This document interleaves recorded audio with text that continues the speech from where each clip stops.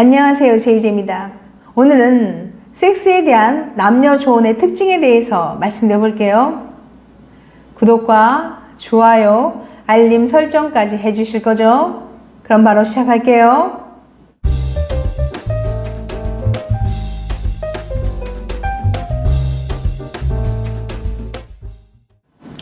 여자들의 섹스 조언의 특징 2가지.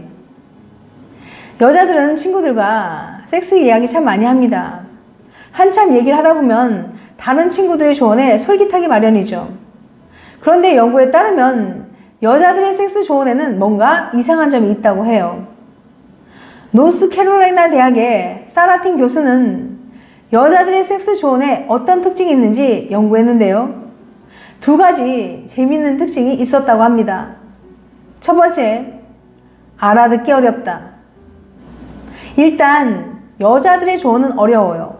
너무 복잡해요. 하라는 건지 말라는 건지 참 헷갈립니다. 긍정적인 조언은 43%. 예를 들면 섹스는 좋은 거야. 부정적인 조언은 32%로 나온 거죠. 예를 들면 최대한 신중하게 해, 이렇게 해요.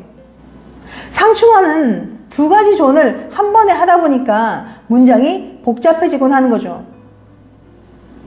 그래서 여자들이 섹스에 대해서 충고를 할 땐 문장이 길어지고, 여자는 평균 22개의 단어를 사용하고 남자는 평균 16개의 단어를 사용한다고 해요. 조건을 달아요. 많이 하기라는 거죠. 예를 들면 섹스를 해도 되지, 믿을 만한 남자고 사귄 지 꽤 됐고 피임만 확실하다면 말이야, 이렇게 조건을 내세우는 거예요. 그리고 부정적인 접속사를 많이 써요. 그런데 이런 식으로요. 예를 들면 둘이 좋다는데 뭐가 나빠, 근데 소문 안 나게 조심해, 이런 식으로 말해요. 또 다른 사람 얘기도 많이 합니다. 예를 들면 나는 빠른 섹스도 좋은데 결혼한 언니들은 최대한 미루라고 하더라, 이렇게 해요.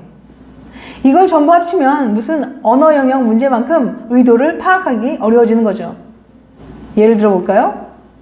다음 화자의 주장으로 적절한 것을 골라보세요. 확실한 사람이면 뭐, 근데 난 네 안목이 걱정이 돼. 그래도 사람들 얘기를 들어보면 속궁합도 중요하다니까. 내 친구 마음고생 안 했으면 하는 마음은 이해합니다. 하지만 이런 식으로 말을 하면 듣는 사람은 뭘 조심해야 하는지 헷갈려요. 분명 좋은 조언은 아니죠. 2번째, 성욕을 인정하지 않는다. 여자들은 섹스하는데 특별한 이유가 있어야 한다고 생각해요. 그냥 하고 싶으니까 라는 이유만으로는 부족하다고 느껴요. 그래서 조언을 할 때도 네가 하고 싶으면 해 라고 속 시원히 말하지 않습니다. 사귄 지 1년이 지났으니까, 친구들도 하니까 등등 섹스할 다른 이유를 대곤 하는 거죠. 섹스 해도 되는 이유가 하고 싶으니까는 4%, 다른 이유가 96%였어요. 예를 들면 사귄 지 오래됐으니까, 다른 애들도 하니까, 좋은 남자니까 등등. 그 이유에 대해서 사라 교수는 이렇게 말합니다. 여자들은 자신의 성욕을 있는 그대로 인정하는 걸 어려워해요. 개인적으로 성욕을 느끼더라도 그걸 공공연하게 말하지 않죠. 우리 사회가 여자를 성욕을 느끼지 않는 존재, 섹스의 수동적인 존재로 그려왔기 때문이에요. 이런 분위기 때문에 여자들은 스스로가 성욕을 느낀다는 사실을 부끄럽게 여기죠. 예를 들어 볼게요. 너도 하고 싶을 때가 있어? 아니 별로. 내 속마음은 사실 많은데, 이렇게 생각하는 거죠. 상황이 이러니까 여자들은 조언을 할 때도 애매하게 말을 해요. 하고 싶으니까 라는 가장 강력한 동기를 빼고 이야기를 하다 보니까 친구 애인이 어떤 사람인지, 다른 사람들은 어떻게 하는지 덜 중요한 이야기들을 애들로 하는 거죠. 정작 중요한 친구의 의견이나 욕구를 물어보지 않는 채 말이죠. 예를 들면 남친이 그랬다고? 아무튼 남자들 성욕이란. 내 속으로 친구는 사실 나도 하고 싶은데, 이렇게 생각하는 거예요. 여자들이 왜 이런 식으로 말하는지 이해는 됩니다. 사회적인 분위기도 그렇고 임신이나 성병에 더 예민하니까 단정적으로 말하기 어렵죠. 하지만 복잡하게 알려준다고 해서 그런 위험이 줄어드는 건 아니에요. 차라리 알아듣기 쉽고 정확한 조언을 해주세요. 피임이나 보건 상식은 확실히 주의하도록 알려주고 섹스하고 싶은 욕구는 확실히 인정하도록 하는 거예요. 섹스를 신중히 하라고 해서 하고 싶은 마음마저 무시하면 안 되니까요. 듣는 사람이 이해하기 쉽고 섹스하면서도 마음 편한 100점짜리 조언을 해주자고요. 네 마음을 따라가. 다만 피임은 확실히 하고. 이렇게요. 섹스에 대한 남녀 조언의 차이.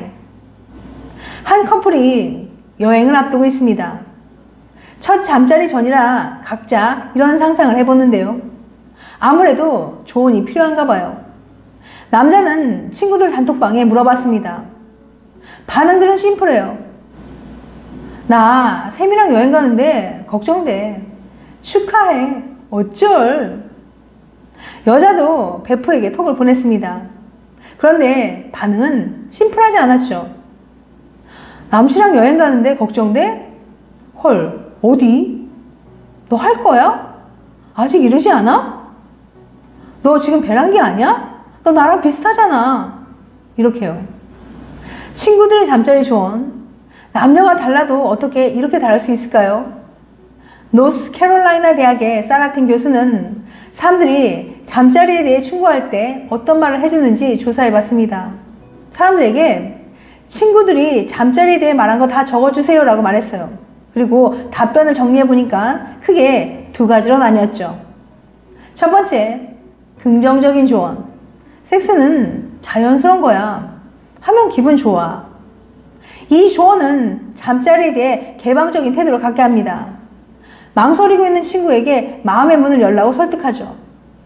두 번째, 보수적인 조언. 너무 빠른 것 같은데? 그 사람은 믿을만해? 잠자리에 있어서 최대한 신중하라는 조언이에요. 상대를 충분히 신뢰하는지, 서로 얼마나 진지한지 되묻기도 합니다. 물론 이 밖에도 피임과 같은 잠자리에 관련된 실질적인 조언도 있었죠. 이렇듯 사람들은 친구의 잠자리 라이프를 위해 다양한 의견을 내놓았습니다.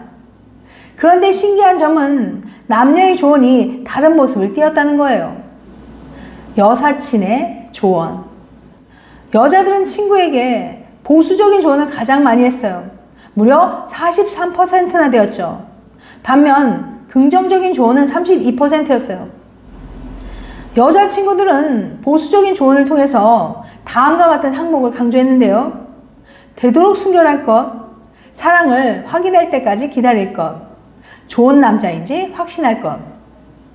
이렇게 잘 살펴보면 이후 벌어질 일들에 대한 우려가 담겨져 있죠. 잠자리 후 떠나버릴 남자가 아닌지, 잠자리 후 관계가 변할지 등등 미리 점검해보라는 거예요. 임신이나 성병의 위험, 문란한 여자라는 소문, 남자가 떠날지 모른다는 두려움 등등. 잠자리 이후 벌어질 수 있는 일들에 대해 여자들은 좀 더 조심스러울 수밖에 없으니까요. 그 다음 남사친의 조언 볼게요. 하지만 남자들의 조언은 아주 간단했습니다. 그냥 해라는 긍정적인 조언이 가장 많았죠. 섹스에 대해서 어떻게 생각하죠? 라고 남자에게 물어봤는데 긍정적인 조언은 50%, 보수적인 조언은 15.4% 나왔어요. 고작 0.6%의 남자들이 잠자리는 늦게 하는 게 좋아 라고 말했죠. 너무 재촉하지 마 라는 충고는 2.6%밖에 되지 않았고요. 남자들 사이에서 잠자리는 할 수 있으면 일단 하는 것이었어요. 오히려 어떻게 하면 잘할 수 있는지가 중요한 이슈였죠. 틴 교수는 남자친구들이 조언에 어떤 특징이 있는지 더 분석하려고 했지만 분석할 거리가 별로 없었다고 해요. 여자에 비해 너무 간단하고 명료해서 문장들이 대부분 짧았거든요. 말 그대로 그냥 하면 돼. 근데 이러면 좋다더라가 조언의 전부였던 거예요. 남녀의 온도 차이. 이처럼 남녀가 섹스를 다루는 태도는 매우 상반됩니다. 여자에게 잠자리는 고민스러운 주제예요. 잠자리를 앞두고 망설이는 게 당연하죠.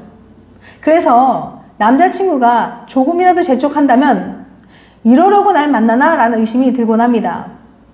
반면에 남자들은 기본적으로 섹스 이퀄 좋은 것, 연인이라면 하는 것으로 인식하는 경향이 있어요. 그래서 여자친구가 조금만 망설여도 날 사랑하지 않나라며 거절로 받아들이기도 합니다. 만약 지금 여러분이 연인과 잠자리에 관한 문제를 겪고 계신다면 이 점을 기억하시길 바랍니다. 남녀가 섹스를 바라보는 시각이 이렇게나 다르다는 사실 말이에요. 이 사실을 아는 것만으로도 연인이 왜 그렇게 행동하는지 조금은 이해하실 수 있을 거예요. 지금까지 섹스에 대한 남녀 조언의 특징에 대해서 말씀드렸어요. 다음엔 더 재밌고 유익한 영상을 찾아뵐게요. 끝까지 시청해주셔서 감사합니다. 다음에 또 봬요. 안녕.